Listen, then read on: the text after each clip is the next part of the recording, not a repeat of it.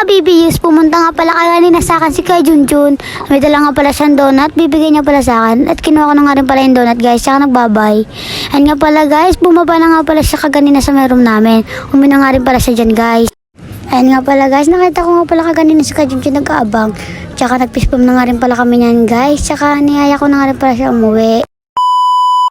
Yan guys, pauwi na nga pala kami ngayon. Kita-kits na lang mama. Rin pala ako ng motor niyan guys. Bago niya pangala ako sunduin sa school na namin, pinakintap niya nga po pala yung motor niya. Para mas mukhang bigay po kami pag uwi. Yan nga rin po, ang initian ko nga rin pala yung mga pants ko. Kaya sa mga video ko na. Guys, naduman nga rin pala kami sa palayan. Tsaka nakita ko nga rin pala yung mga kapatid ko. Tsaka sinakay niya na nga rin po. Yan nga po, pinakita nga po ng kapatid ko yung donut na dala nila.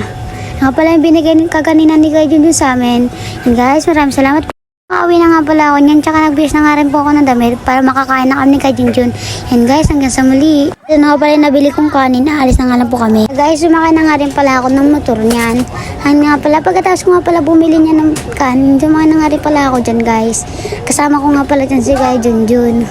Yan guys, tumitingin pa nga ako dyan sa mga paligid kasi may mga motor. Tinanggal ko na nga rin pala yung face mask ko.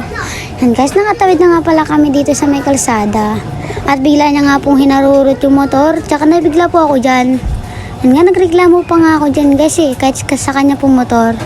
Tapos tumalbog-talbog po ako dyan guys. Kasi pumunti ka na rin po mga lugusal po dyan. Yan kasi narurot na po dyan kasi bigla pong umambon. Yan guys, marami po mga puno sa mga dinaanan namin. Marami rin po nagsisulugan na dahon. Di nyo nga po napapansin, di ba guys? Kasi po malayo po kami sa mga dahon. At saka na nga po pala guys, pinaharap ko na nga pala yung cellphone. At ayan guys, ang ganda talaga dito sa Sedmore. Tsaka dumaan na nga rin pala kami sa simbahan. At saka nagdasal na nga rin po pala ako niyan. Yan guys, pinakita ko pa nga yung loob ng simbahan guys. Tsaka dumiretso na rin po kami niyan. Isip nga po pala kami niyan guys. Tsaka dumiretso na nga rin pala kami sa may kakainan namin guys. Yan guys, malapit na po pala kami sa may Jollibee guys.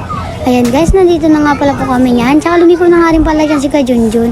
Tsaka nista po na rin. Bye-bye po. Dito na nga pala kami sa Jollibee niyan guys.